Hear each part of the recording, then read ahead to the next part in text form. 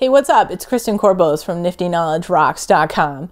And today this video is about taxes, right? Income tax.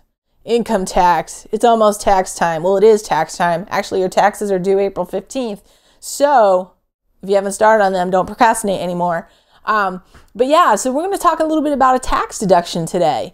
And this may help you when you're doing your 2012 taxes, if you've been in business for a while, or if you're just starting a photography business. Definitely information that will help you in 2013 as you save your receipts and whatnot. And then when you finally file your taxes next year for 2013, for the 2013 tax year. So the deduction I want to talk about is the meal and entertainment deduction, specifically about meals. WPPI is happening next week. And so a lot of you might be going there and you're going to be at a conference and you're going to have to pay for your meals. Your breakfast, lunch, and dinner.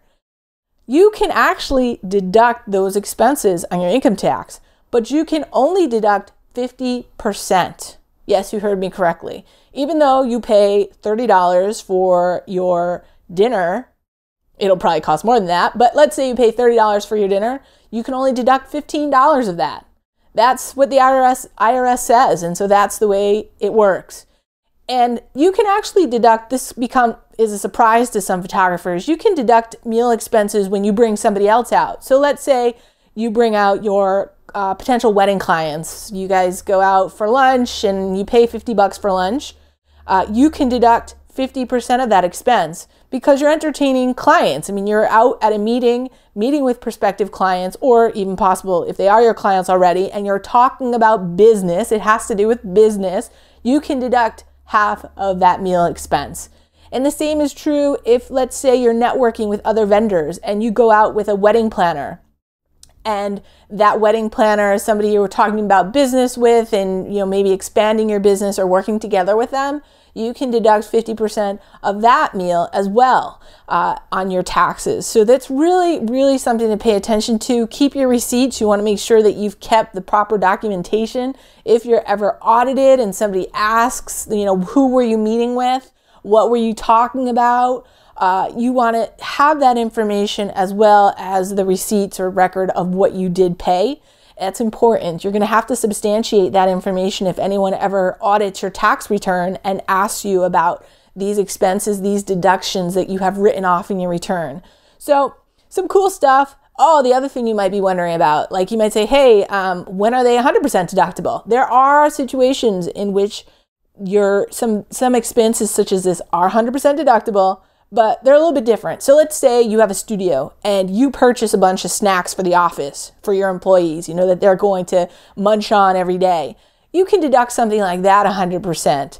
Additionally, if you're going to have a holiday party or some other type of, let's say, a company picnic, a studio picnic for all your employees, and you pay for the food and the drink and, location or whatever for that function, for the benefit of, entertaining your employees, that is 100% deductible as well. So that, makes you not too surprised that some of these photography studios have very nice parties. Yeah, so in those situations, 100% deductible. If you want more information on this topic, definitely Google it. There's an IRS publication and lots more information out there.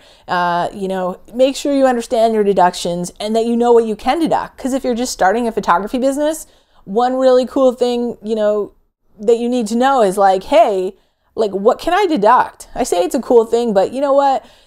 If you want to make sure you offset your profits where you're allowed to, because there are expenses that you do need to pay for in business, and you do need to get out there and meet those other vendors. And let's say you did pay for coffee, you want to make sure that you get to deduct that, because that was something that you did that was necessary to your business, and it was ordinary, in your business activities. So I hope this helps you when it comes time for your taxes. And my name is Kristen Corpos at NiftyKnowledgeRocks.com. Take care.